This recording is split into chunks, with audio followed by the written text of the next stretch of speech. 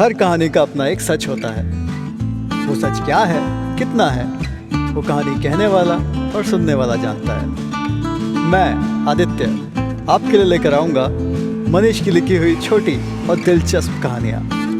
हमारी नई सीरीज कहानी वाला में आ गया कहानी वाला। आज कहानी वाला में मैं लाया हूँ आपके लिए एक नई कहानी, जमाल की ईदी। मीठी सेवइयों का जायका, हल्के इत्र की खुशबू, कतारों से सलीके में लगे पठानी सूट और हर गली खिल खिलाते बच्चे। ऐसी ईद मुद्दतों बाद आई थी। हर घर हर मोहल्ले यही आलम था। और जमाल, वो तो 8 बरस का था। ईद आई नहीं कि अम्मी से पूछना चालू, अम्मी अम्मी इस बार ईद पर क्या मिलेगा। फातिमा उसके चेहरे को देख बस मुस्कुरा देती और कहती, क्या पता क्या मिलेगा। झूठी मुस्कान से उसे देखती और फिर कहते कहते रुआंसी सी हो जाती। मन ही मन सोचती, क्या दूंगी तुझे, मीठे चावल बन जाए तो गनीमत। खैर, ऐसा हमेशा से नहीं था। जमा जमाया काम था मिट्टी के बर्तनों का। नाम था फातिमा के शौहर का। दोनों मिलके मिट्टी को ऐसा गढ़ते कि कभी देखा ना हो। ऐसे बर्तन कोई बना दे तो 10% इनाम। पर वक्त बदला और धीरे धीरे मिट्टी का मोल भी खत्म। रुपयों से जिंदगी सिक्कों पे आ रुकी थी। ईद के मौसम में फातिमा को बस एक ही सवाल सताता, अम्मी अम्मी इस बार ईद पर क्या मिलेगा। अभी तो 15 दिन बचे थे। जहन में इसी सवाल को लिए सोती, हजी खाक सोती, बस रात काटती। इन्हीं रातों में कभी कभी जब फातिमा बाल चलाते हुए पूछती, ए जमाल बड़े होकर क्या बनेगा, वो कहता, बड़ा आदमी, शहर जाऊंगा, पैसे कमाऊंगा। और पैसे से क्या करेगा, कपड़े लूंगा, मोटर गाड़ी लूंगा। और जब वो पूछती, कैसे चलाएगा मोटर, तो हॉर्न और मोटर की आवाज मुंह से ही निकलता। फिर आखिर में पूछती, इन सब चीजों से क्या मिलेगा, तो कहता, सुकून। उस नन्ही जान को क्या पता कि इनमें सुकून कहाँ रखा है। पर फिर भी अम्मी हंसते हुए सीने से लगा लेती थी। 2 रोज और बीत चुके थे। फातिमा ने अरसे बाद मिट्टी को हाथ लगाया। शौहर के जाने के बाद शायद पहली बार। सोचा कुछ मिट्टी के बर्तन बना के बाजार बेच आएगी। 10% के भाव 3 बर्तन भी बिक गए तो मीठे चावल तो बन ही जाएंगे। और कुछ बचा तो जमाल को ईदी दे देगी। काम पे लग गई। जमाल को भी सख्त हिदायत दे दी कि मिट्टी के पास मत आना। वैसे भी जमाल कहाँ घर में रुकता था। अपने किसी हम उम्र यार के साथ निकल जाता रमजान की रौनक देखने। फातिमा ने काम शुरू किया और पहली दोपहर में ही मिट्टी ने अपनी गोलाई पकड़ ली। सुकून था कि अब भी हाथों में जंग नहीं लगा था।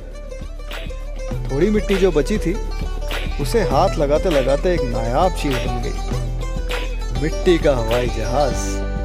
वाह, बहुत खूब। ये मैं अपने जमाल को दूंगी और ईद के दिन ही दूंगी, अच्छा लगेगा उसको। 5 दिनों में बर्तनों में जान सी आ गई। अच्छे से सूख जाए तो 2 दिन और रख दिए उसने। चुपके से हवाई जहाज भी देख लिया। मिट्टी सख्त हो चुकी थी। और फिर जब सिक कर तैयार हुए बर्तन तो क्या खूब दिखे। अब एक अच्छा मोल मिल जाए बस। हवाई जहाज भी तैयार था, बस कुछ रंग बाकी था। सो रात चुपके चुपके उस पर रंग भी मर दिया। अब आ गया वो दिन। आज ईद थी। हमें आज क्या मिलेगा, इस सवाल का जवाब भी मिल गया था। सुबह जल्दी उठी और ज्यादा वक्त न गवाते हुए बाजार को चल दी।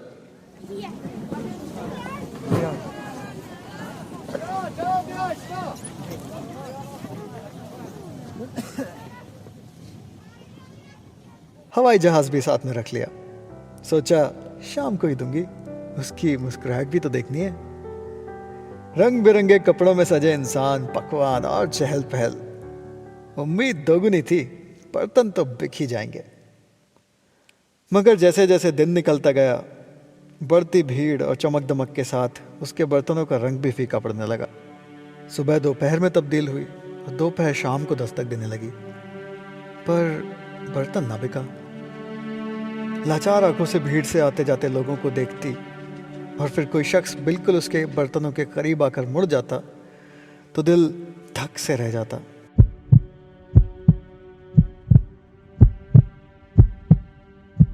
अब क्या करेगी? मीठे चावल के लिए गुड़ कैसे लेगी? और जमाल की ईदी? दिल रुआसा हो गया। तभी एक आवाज आई भीड़ से, अब्बू देखो हवाई जहाज। वाह क्या चीज बनाई है, कितने का है? सोचा कह दे बिकाऊ नहीं है, सोचा कह दे कि एक बर्तन ले लो, पर लफ्ज जबान तक ना आ सके। 15 टका देंगे हवाई जहाज का, बोलो मंजूर? बाबू आजकल मिट्टी के बर्तन का कोई मोल नहीं है, सिर्फ हवाई जहाज। क्या करती? बेच दिया। बेचना पड़ा। सिर्फ खिलौना नहीं, जज्बात बेचना पड़ा, अरमान बेचना पड़ा, जमाल की ईदी बेचनी पड़ी। सिर्फ एक आंसू सूख के रह गया।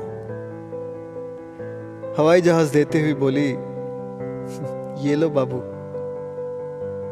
घर जाते हुए फातिमा के कदम कुछ लड़खड़ा से रहे थे। एक हाथ में गुड़ लिए दिल कुछ बोझल सा था।